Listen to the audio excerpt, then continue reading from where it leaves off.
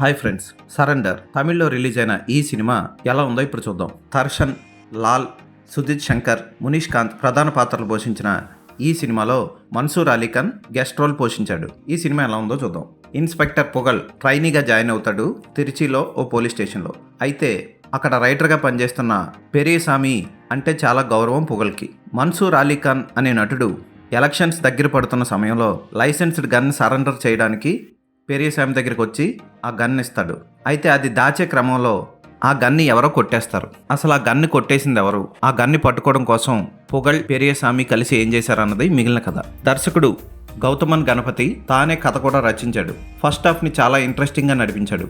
Interval block కూడా అదిరిపోతుంది. Second హాఫ్కి వచ్చేసరికి కథ మొత్తం విలన్ ఫ్యామిలీ చుట్టూ, పెరియసామి ఫ్యామిలీ చుట్టూ తిరుగుతూ, అలాగే విలియం అనే మరో పాత్ర చుట్టూ తిరుగుతూ ఇంట్రెస్టింగ్గా సాగాల్సిన గన్ కోసం వెతుకులాటని పక్కన పెట్టేశాడు.